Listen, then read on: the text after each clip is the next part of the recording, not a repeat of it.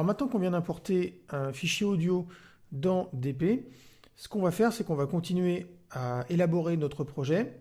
Et là, en l'occurrence, je m'aperçois d'une chose, c'est que j'ai une boucle qui fait 103,6 de tempo et que mon projet est lui réglé par défaut à 100. Comme je compte garder mon tempo par défaut, il va falloir que je mette en conformité, c'est-à-dire que j'adapte le tempo de ma boucle au tempo de mon projet.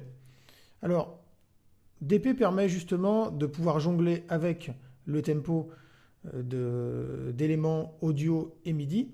Donc là, ce qu'on va faire, c'est qu'on va s'atteler à modifier le tempo de notre boucle pour qu'il soit en adéquation avec celui du projet. Donc, comment je vais procéder? Tout d'abord, je vais sélectionner mon fichier audio.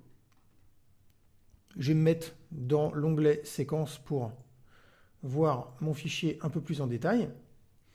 Ici, je peux d'ailleurs l'agrandir un petit peu et le rallonger pour avoir un visuel un petit peu plus parlant.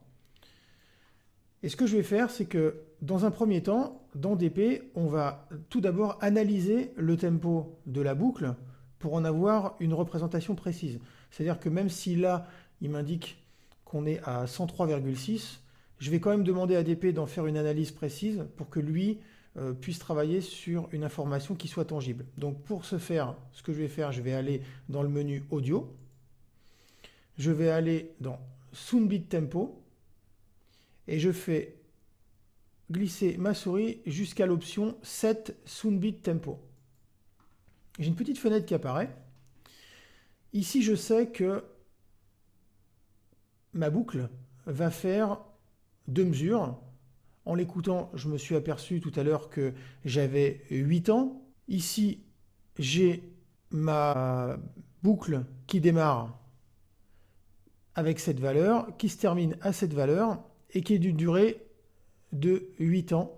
Ici, on voit que l'analyse de DP est beaucoup plus pertinente puisqu'il m'indique 103,55 et pas 103,6.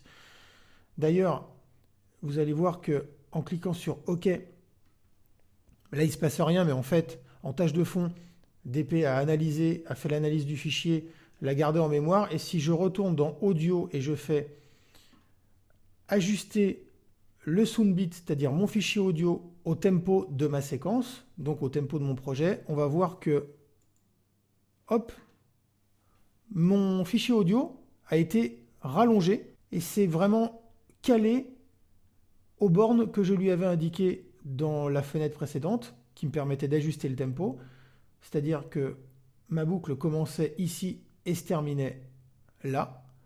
Donc on va voir que si je boucle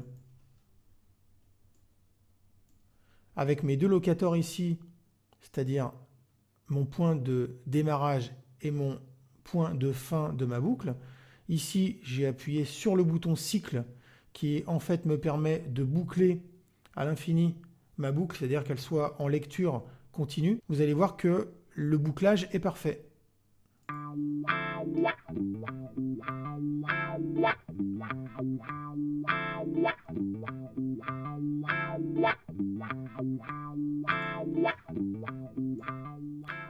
On voit que ça marche impeccable, que ma boucle est vraiment parfaite et que je vais pouvoir ainsi avoir une bonne base pour pouvoir continuer d'élaborer mon projet.